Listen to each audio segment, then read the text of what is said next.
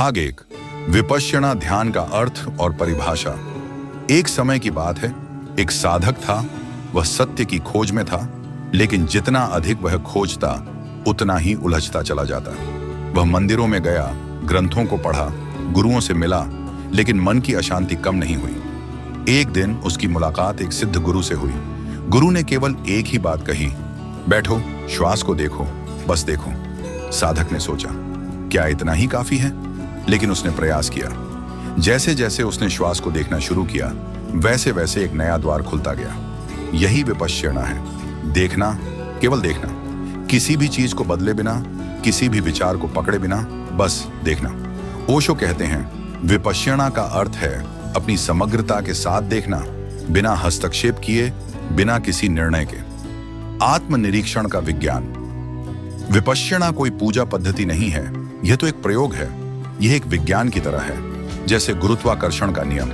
कोई इसे माने या न माने, यह काम करता ही है।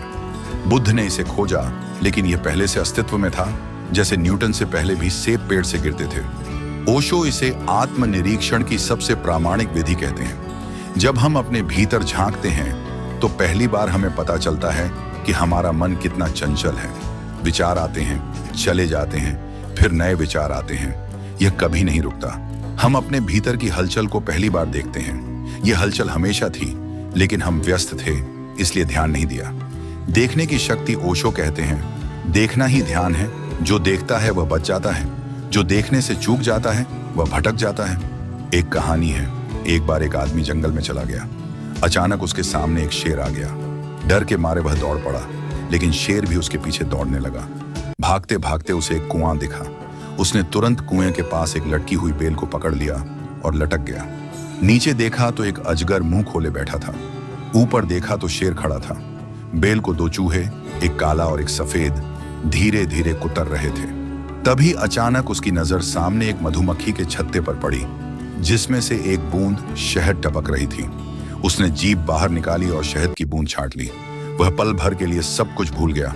शेर, अजगर, चूहे, यह जीवन की ही कहानी है। ऊपर शेर, मृत्यु है, नीचे अजगर, भविष्य का अज्ञात भय है, और समय रूपी काले सफेद चूहे हमारी उम्र को कुतरते जा रहे हैं। लेकिन हम शहद की उस एक बूंद क्षणिक सुख में खोए रहते हैं। विपश्यना हमें इस नींद से जगाती है।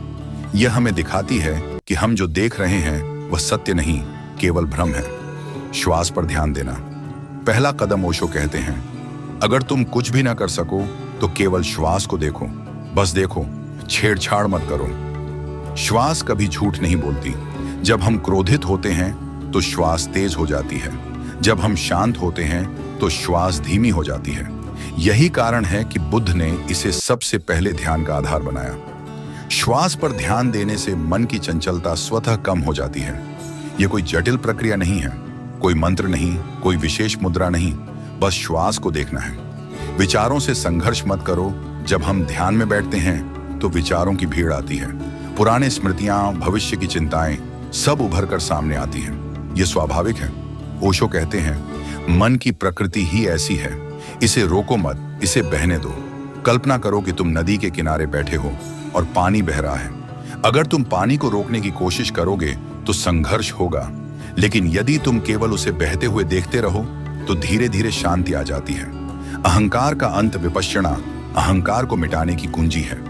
हम सोचते हैं कि हम अपने विचार हैं, लेकिन जब हम ध्यान से देखते हैं तो पाते हैं कि विचार आ रहे हैं और जा रहे हैं, हम उनसे अलग हैं। ओशो कहते हैं, जब तुम देखते हो कि विचार तुम्हारे नहीं हैं तो अहंकार टूट जाता है। एक बार एक आदमी ओशो के पास आया और बोला, मैं बहुत परेशान हूं, मेरा मन शांत नहीं रहता। ओशो ने कहा, अच्छा, तुम बाहर जाओ और अपने मन को कहीं छोड़ कर आओ। जब उसे छोड़ दो तब वापस आओ। वह आदमी चौंका, यह कैसे संभव है? ओशो हंसकर बोले, अगर यह तुम्हारा मन होता तो तुम इसे छोड़ सकते, लेकिन मन तुम्हारा नहीं है। यह तो केवल बादलों की तरह आता जाता है। बस इसे देखो, इससे जुड़ो मत। विपश्यना साक्षी भाव का जन्म। ओशो कहते हैं, साक्षी हो जाओ। जीवन तुम्हारे सामने एक चलचित्र की तरह चल रहा है, उसमें फंसो मत, केवल देखो। साक्षी होना ही असली क्रांति है। हम जीवन भर दूसरों को देखते हैं, उनकी गलतियां, उनके दोष, उनके गुण, लेकिन कभी अपने भीतर नहीं झांकते। विपश्यना हमें अपने भीतर झांकने की ताकत देती है। यह हमें बताती है कि बाहर जो कुछ भी है वह परिवर्तनशील है, असली सत्य भीतर है। पहला अनुभव, विपश्यना का पहला अनुभव कैसा होता है? यह वैसा ही है जैसे किसी ने पहली बार समुद्र को देखा हो। पहले वह लहरों को देखता है, ऊपर नीचे जाती हुई, उथल पुथल मचाती हुई। लेकिन जब वह थोड़ा गहरा जाता है तो उसे पता चलता है कि समुद्र के भीतर एक गहरी शांति है। मन की लहरें भी ऐसी ही हैं। ऊपर विचार चलते रहते हैं, लेकिन भीतर एक मौन है। विपश्यना हमें उस मौन तक पहुंचाती है। अंतिम सत्य ओशो कहते हैं, जो भी परिवर्तनशील है वह मिथ्या है, जो अपरिवर्तनशील है वह सत्य है। मन बदलता है, शरीर बदलता है, भावनाएं बदलती हैं, लेकिन जो देख रहा है वह कभी नहीं बदलता। वही साक्षी है, वही तुम्हारा असली स्वरूप है। विपश्यना वही मार्ग है जो इस सत्य तक पहुंचने में सहायता करता है। यह कोई धर्म नहीं, कोई दर्शन नहीं, यह केवल एक सीढ़ी है जो तुम्हें तुम्हारे ही भीतर ले जाती है।